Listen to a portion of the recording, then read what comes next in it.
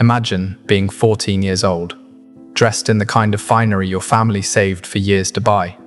Your mother tucks a ring of fresh flowers into your hair, pretending her hands aren't shaking. Your father watches you the way a man watches a contract being signed. Your brother drums his fingers like someone impatient to finish unpleasant business. Everyone calls this a blessing. Everyone says this day belongs to the goddess. No one explains why the older women standing near the chamber refuse to meet your eyes. Before the sun sets, a stranger will decide what your body is worth. And this is still the merciful part. The temple gates gleam like gold in the afternoon light. The ziggurat rises above you like a ladder carved into the sky. Up close it smells of incense, boiled barley, and smoke. Priests move like shadows. Slaves lug baskets heavy with offerings. And somewhere inside, behind low perfume-soaked curtains, a ritual waits for you. A priest places a rope crown into your hands. Another writes your name on a clay tablet. And on the altar, you notice a single silver coin resting as if waiting for someone. In a few minutes, you'll understand why your parents brought you here. In a few minutes, you'll understand why the temple doors lock from the inside. In a few minutes, you'll learn this ritual has nothing to do with devotion, and everything to do with ownership. This isn't myth. This was Babylon, a system so normalized that ancient writers described it without flinching, and so disturbing that modern historians still argue over whether the truth is too dark to accept. And by the time the first stranger approaches the girl beneath the ziggurat's shadow, you will understand the real purpose of Babylon's most sacred ritual, and why the world tried to forget it. If hidden horrors of the past fascinate you, subscribe to Grim History, hit the like button, and once you reach the moment that unsettles you most, tell me where you're watching from. Let's begin. Her name is Beltane, and this is where her story truly begins. Now, picture yourself as Beltane, standing at the threshold of Ishtar's temple. There are other girls like you, some older, some younger. Some appear composed, some look like they wish to melt into the tile. They hand you a thin cord. It is coiled, soft, braided from plant fiber. A crown for the holy, the woman beside you says. They place it around your head, like a crown that tightens rather than glows. You smile because everyone else is smiling. You do what is expected. You are offered barley cakes and a cup of sweet beer. You bow. You learn the hymns, your voice small against the chant. Herodotus described it bluntly. Women seated, rope crowns pressed tight, men choosing as they passed. Scholars still argue whether he misunderstood, but the tablets don't argue. They list names, payments, silver, grain. They were written to count. But here's what no historian will tell you. This is where the story stops looking sacred and starts looking transactional. Beltane learns the business quickly. First, the training. Music, dance, perfume, the ways of lowering a look so it becomes an invitation instead of a refusal. A woman named Iltani shows her how to roll a cosmetic stone over her face to bring a last sheen of oil. A boy with ink-stained fingers marks her name on a small clay tablet. Qadištu, he murmurs, as if that word is both title and trap. The priests explain the theology in patient voices. To please Ishtar is to please the city. To please the city is to secure harvests, births, and trade routes. The logic is tidy. The consequences are not. If you were Beltane, would you call this devotion or imprisonment? It is easy to call the qadištu priestesses. They are trained, they memorize hymns. They learn to read sacred forms pressed into clay. They wear clean linen. They stand inside holy walls. From the outside, it looks like status. The law supports that illusion. The law protects her on paper.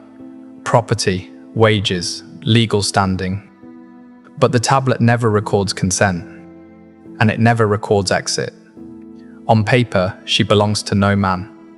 In life, she belongs to the temple. For a brief moment, Beltane believed this might be her future. A path upward, a chance to rise like the priestesses whose names were pressed into clay. Maybe the temple would protect her. Maybe she could even thrive here, but that hope died quickly. But the paper is only part of the story. What happens next is the part even the tablets avoid describing. At night, when the lanterns ignite and Babylon sinks into a low, humming quiet, the inner court changes. The outer doors are drawn shut, but men still enter. Merchants with covered faces, soldiers home from duty, travelers carrying silver, grain, or cloth from distant roads. They do not linger. They pay, and priests guide them behind low curtains where the qadištu wait.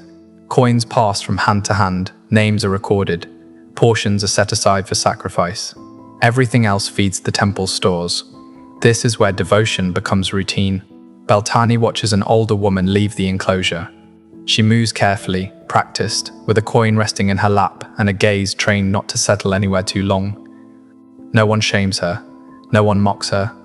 The city respects her for having served, and yet her life has already narrowed. She will not marry as other women do. She will not raise children inside a household that belongs to her. Her future has been shaped quietly, without a single spoken sentence. Some qadištu call this a position. Others call it survival. Beltane calls it order. Her days are not chosen, they are assigned. Bells wake her, rations decide her meals.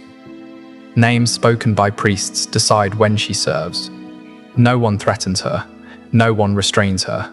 Still, nothing belongs to her time. A woman who cannot leave is not staying by choice. At night, lying on her narrow mat, Beltane thinks of the smell of wet barley, of her mother's hands smoothing her hair, of the rope crown still resting lightly against her temples. She wonders how long perfume can hide exhaustion. The tablets offer no answer.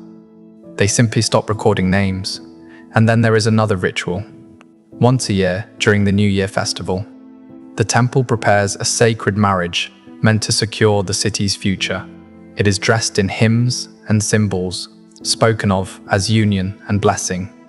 Inside the walls, it feels less like celebration and more like proof that the goddess's favor has been purchased again. The temple does not accept refusal.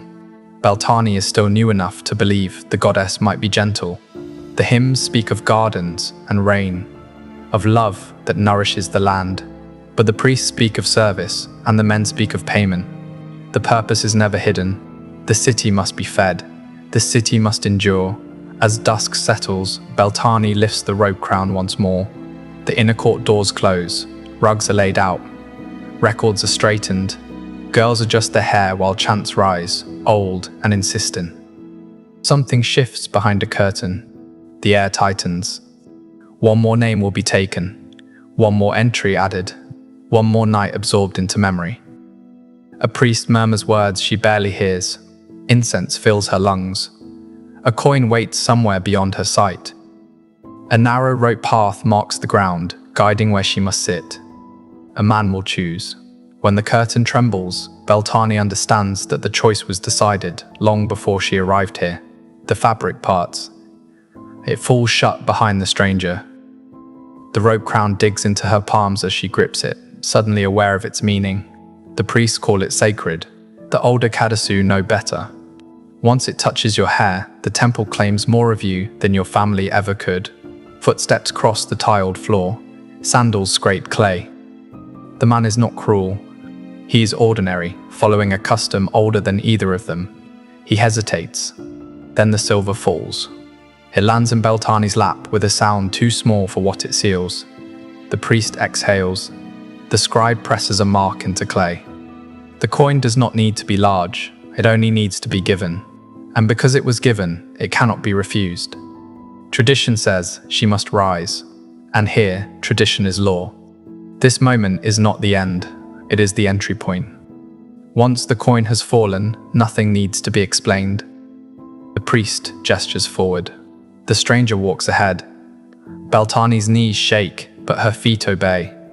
The path has already been decided for her. The ritual chamber is narrow, its painted walls glowing softly under lamplight.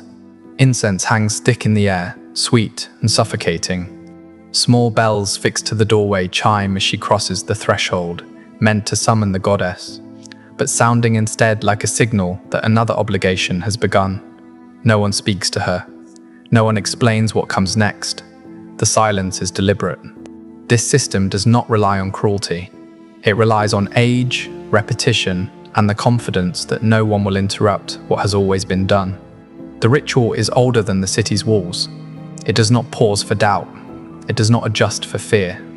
Beltane steps inside, the curtain falls, and Babylon continues without her. In the months that follow, temple life settles into a rhythm that leaves no room for questions. Morning hymns, oil baths, lessons in music, scent, and composure. Inside the walls, the qadištu are praised as sacred. Outside, they are spoken of in lower voices. They move between reverence and use without ever fully belonging to either world. Some of the older women whisper when the priests are gone. Ishtar owns us, one mutters. Another shakes her head. The temple does. Ishtar only signs off. Beltane does not laugh. The temple is a city within a city. Storerooms stacked high with grain, jars sealed with silver, names pressed into clay and filed away, and the qadištu move through it all, as essential and unnoticed as the machinery itself. The law recognizes them. It grants privileges. It lists protections. It does not grant departure. One night, Iltani, the woman who trained her, sits beside Beltane on the terrace, moonlight flattening the world into pale shapes. "You understand it now," Iltani says quietly, "how this place works." Beltane nods. "Do you still think we are priestesses?" Beltane hesitates. "What else would we be?"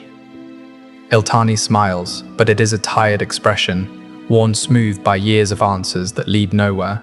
"Necessary," she says. "Necessary to the temple. Necessary to men who come here and leave lighter. Necessary enough to keep. Never enough to release." A voice calls from below. Another offering has arrived. The rope crown waits on its hook. Duty resumes. As seasons turn, the temple becomes familiar in ways Beltane never wanted. She recognizes footsteps by sound alone.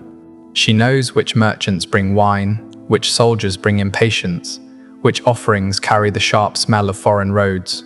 She knows the sound of coins striking clay bowls, and how quickly each one is counted, sealed, and stored. An accountant once tells her she brings good fortune. She looks past him, at the overflowing storerooms, and understands what that praise truly means.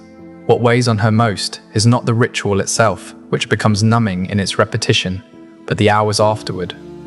When the incense thins, the chants fade, and the city's noise returns beyond the walls. That is when the temple feels smallest. That is when the future disappears. No one here speaks of later years. Names are recorded. Then one day they are not. Older women vanish quietly. Their mats are folded. Their space is filled. When Beltane asks where they go, Iltani touches her hair gently and says, "To the goddess."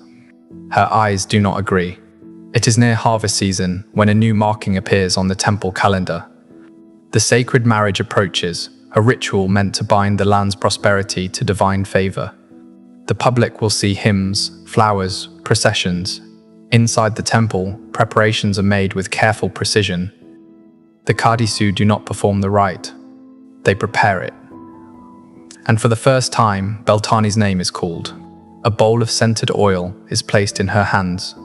Her hair is arranged. The robe crown is adjusted. The air in the room feels heavier, as if the walls are listening. Even Iltani watches without speaking. "What must I do?" Beltane asks. The priest answers calmly, without urgency or threat. "What the goddess requires." The inner chamber is dim, lit by only a few lamps. Stone lions stare from the walls. A platform stands at the center, draped in cloth reserved for the highest rites of state and faith. Beltane's breath tightens. She has learned enough to recognize danger, even when it wears sacred language. Footsteps echo beyond the doorway. Someone important is approaching. And in that moment, Beltane understands that whatever lies beyond the next curtain will shape the rest of her